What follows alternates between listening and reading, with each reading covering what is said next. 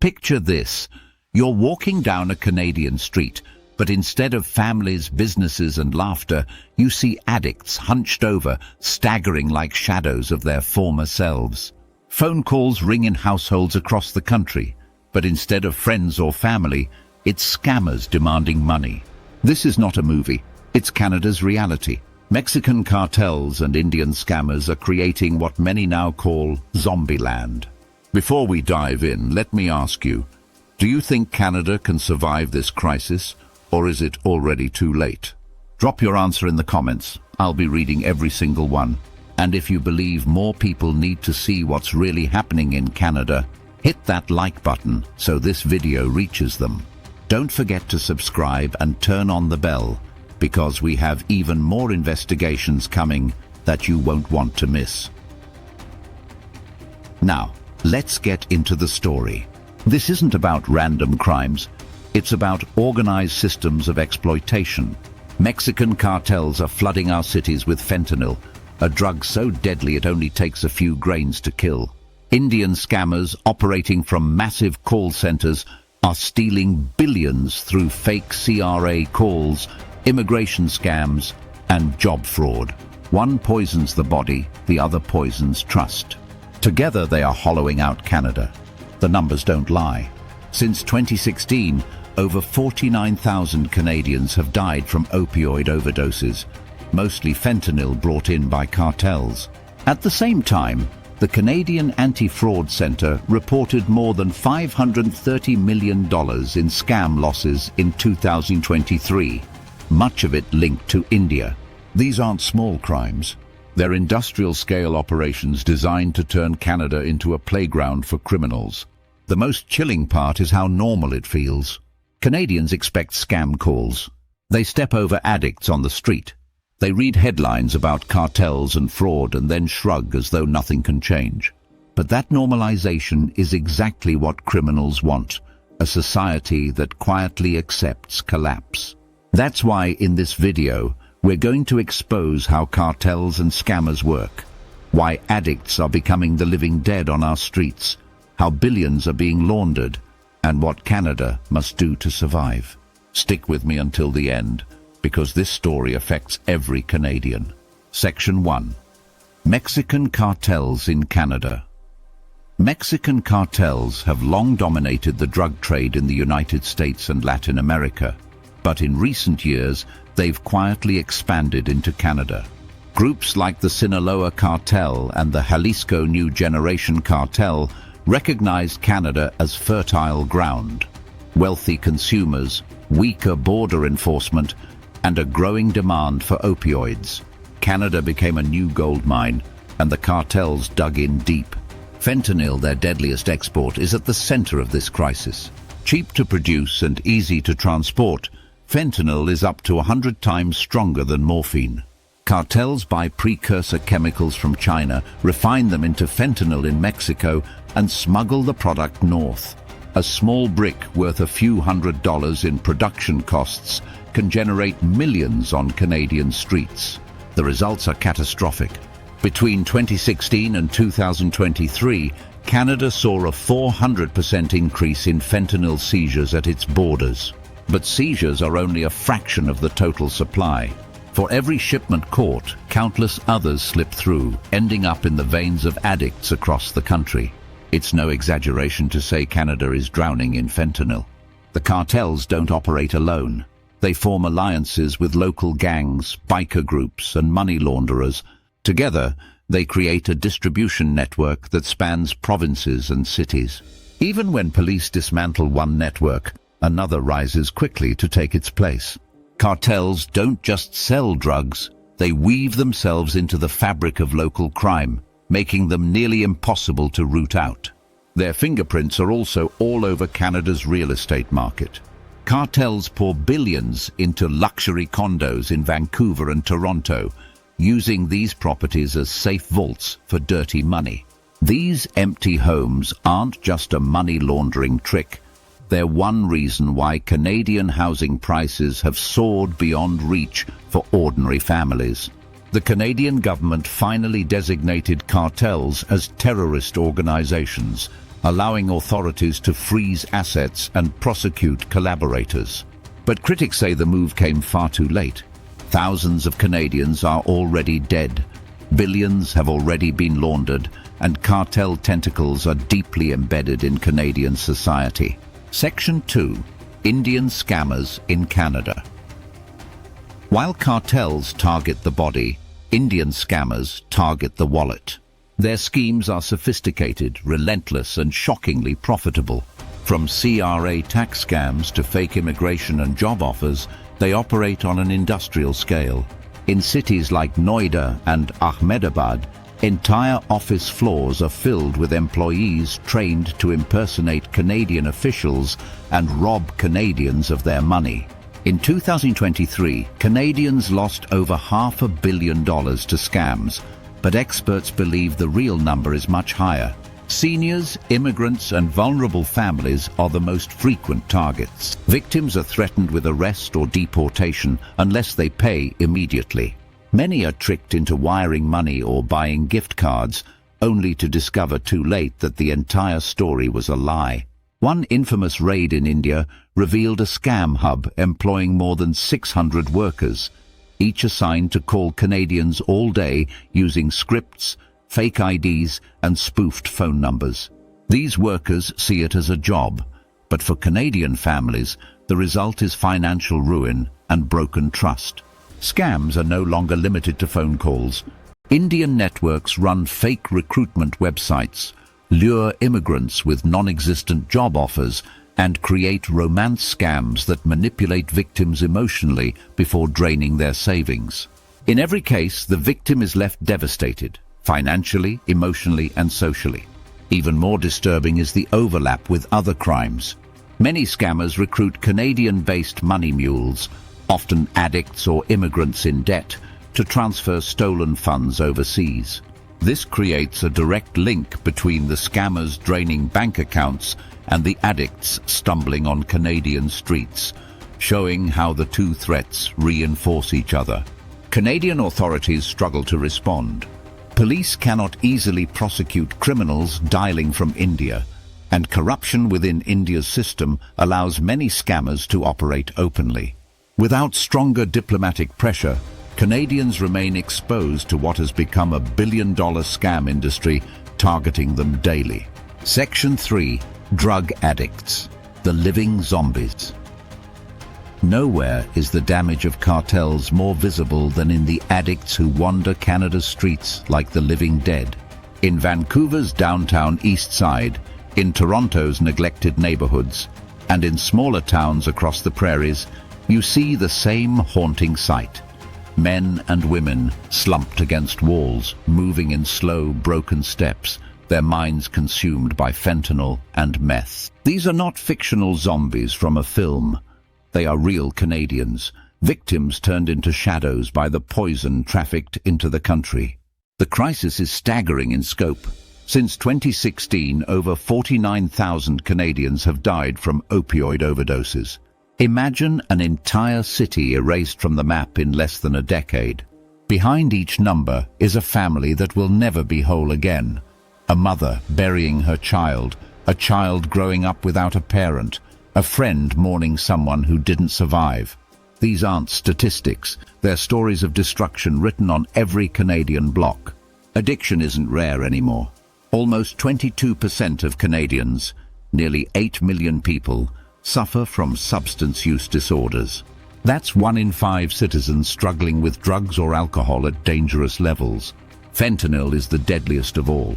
Only a few grains can cause death, and because dealers often lace it into other drugs without telling buyers, overdose becomes a daily lottery that addicts almost always lose. For many, addiction begins innocently. A prescription for painkillers after surgery, a single night of partying with friends. But once fentanyl enters the system, it hijacks the brain, demanding more until life itself revolves around the next fix. People sell everything, steal from family, or risk prison just to avoid withdrawal. This desperation fuels the petty crimes Canadians see daily, from shoplifting to car break-ins, crimes that ripple outward from the cartel supply chain. Neighborhoods where addiction concentrates resemble dystopian worlds. Tourists in Vancouver's East Hastings often describe it as a zombie apocalypse. People inject openly in alleys, collapse in doorways, or stagger down streets in a trance. Businesses close, families move away. What remains are hollowed neighborhoods where survival replaces community. This isn't just decay, it's collapse in slow motion. Governments try to respond with harm reduction programs, like supervised drug-checking services and safe injection sites. By 2024, Canada had 30 such organizations in operation, saving lives every day. But these are band-aids on a gaping wound. As long as cartels profit and addicts are trapped, the cycle continues. And here's a challenge for you. If you believe Canada's leaders need to do more to fight fentanyl, type "Wake Up Canada" in the comments right now. Let's make this conversation impossible to ignore. Section 4. The twin threats and Canada's future. Separately, cartels and scammers are devastating. Together, they're catastrophic. One kills the body with fentanyl, the other empties the wallet with fraud. Both hollow out communities, destroy trust, and weaken Canada from the inside. The addict on the street and the senior tricked out of their savings may seem unrelated, but they are casualties of the same larger war, a war that Canada is dangerously close to losing. The financial cost alone is staggering. Experts estimate that between fraud, addiction treatment, and cartel money laundering, Canada loses tens of billions annually. That money could fund new hospitals, fix schools, or repair crumbling infrastructure.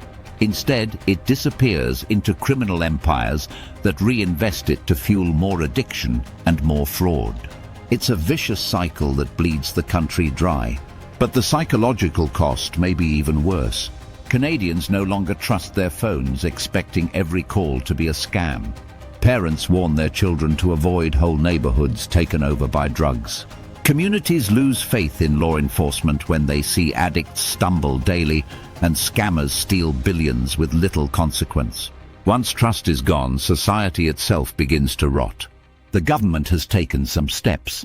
Declaring cartels as terrorist organizations gives law enforcement new powers. Joint projects with India, like Project Pelican, target money laundering that finances both scams and extremist activity. But critics argue these are token moves. Cartels and scammers evolve weekly, laws evolve yearly. The criminals are sprinting while governments are crawling. The danger is acceptance. Once Canadians view overdose deaths and scam calls as just life now, fighting back becomes almost impossible. Cartels and scammers thrive on silence, on resignation, on a population too numb to resist. Indifference is their greatest weapon. And right now, Canada is handing it to them. The question is clear. Does Canada wake up and fight back? Or does it slide further into zombie land? Let me know in the comments. Do you believe Canada can still turn this around? Your voice matters more than you realize, and when we speak together, we make it impossible for politicians to ignore. Section 5.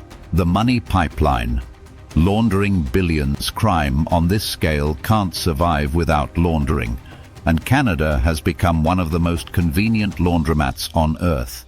Both cartels and scammers rely on the same financial pipelines: casinos, real estate, and increasingly cryptocurrency.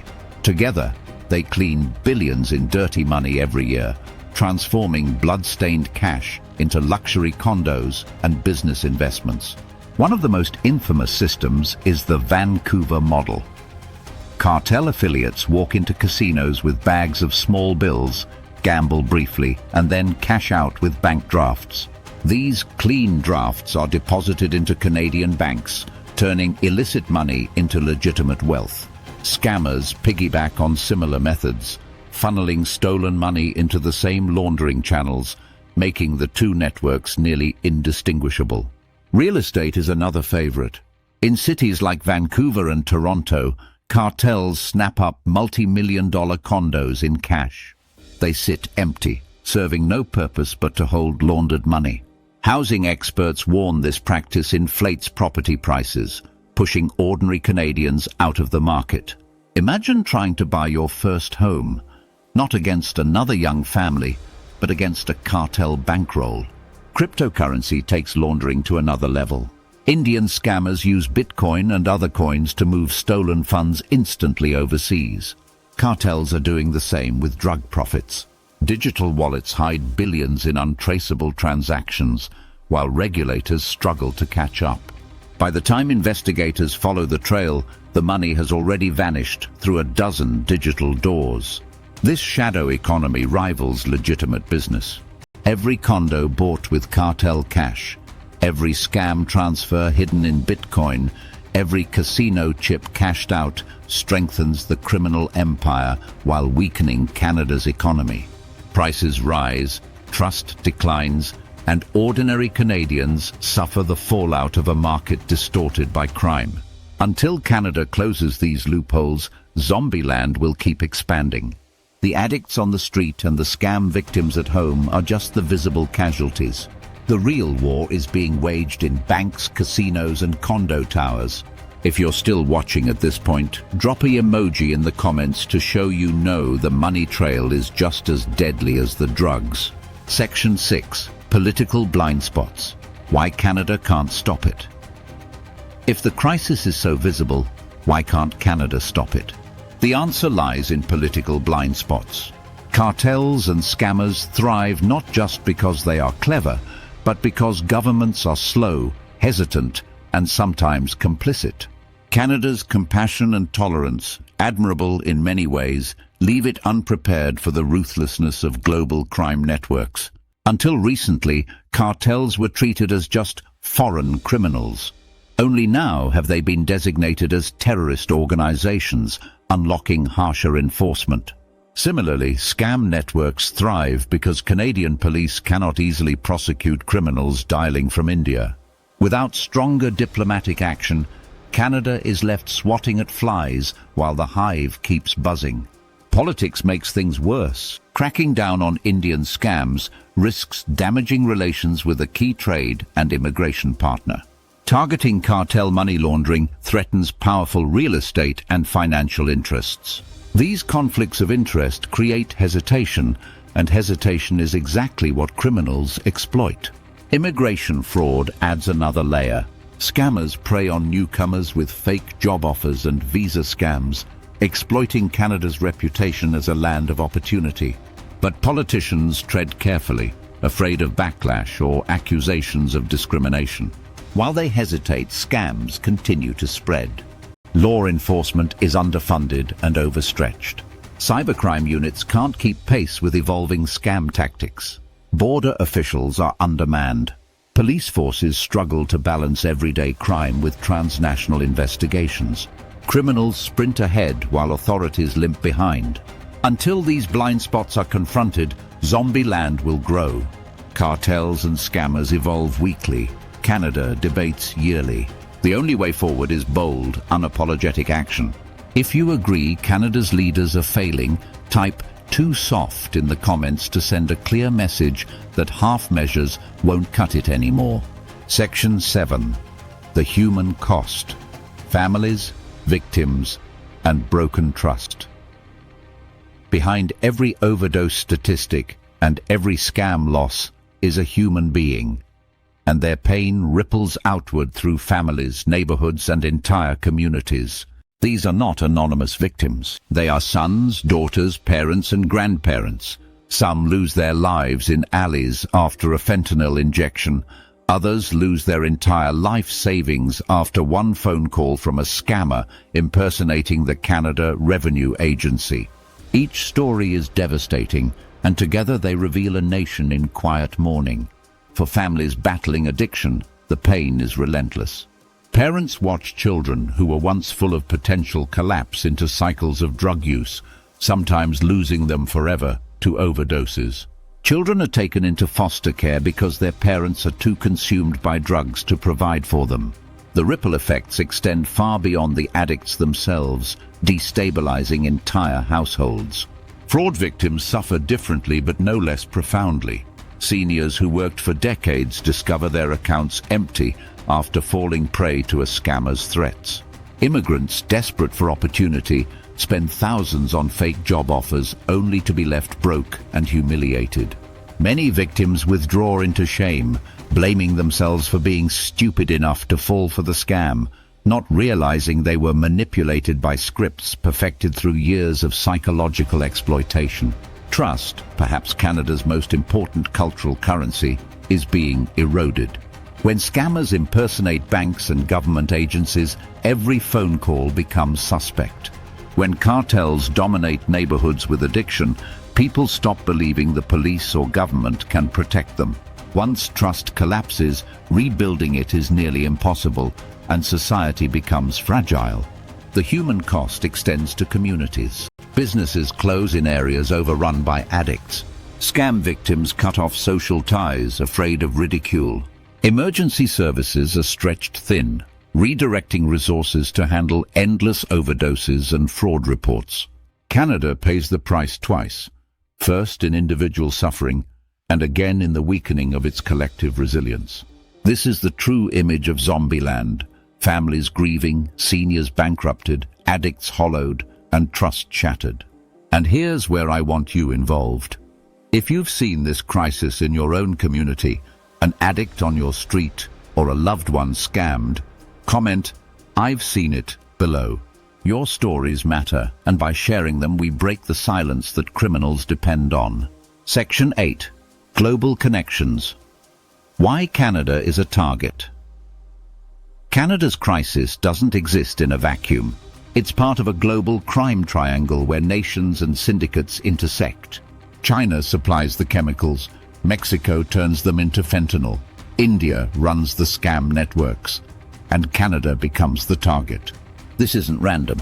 Canada was chosen because of its wealth, openness, and slow response to transnational crime. For cartels, Canada is the perfect market. It's wealthy, has weaker border enforcement than the US, and offers endless opportunities to smuggle drugs across ports and highways. Cartel shipments don't just stop in Canadian cities, they also move through Canada into the US, turning the country into a staging ground as well as a consumer market. For Indian scam networks, Canada is equally ideal. The shared language makes manipulation easier. The country's strong immigration pull allows scammers to design fake job and visa offers tailored to Canadians and newcomers. Even cultural stereotypes are weaponized. Scammers know Canadians trust authority, so they impersonate government agencies like the CRA. China's indirect role adds another layer. Precursor chemicals for fentanyl are shipped from Chinese factories to Mexico, then refined by cartels before flooding Canadian streets. Meanwhile, scammers often move stolen funds through tax havens and shell companies around the globe, laundering them until they're impossible to trace. Canada has become the weak link in this global web. Its open economy, lenient laws, and diplomatic caution make it a soft target. Criminals don't see Canada as dangerous. They see it as profitable. Every loophole left unclosed, every blind spot left unchecked, invites another layer of exploitation. This is why Canadians must see the bigger picture. Zombieland is not just about addicts or scam calls. It's about being chosen as a target in a global game.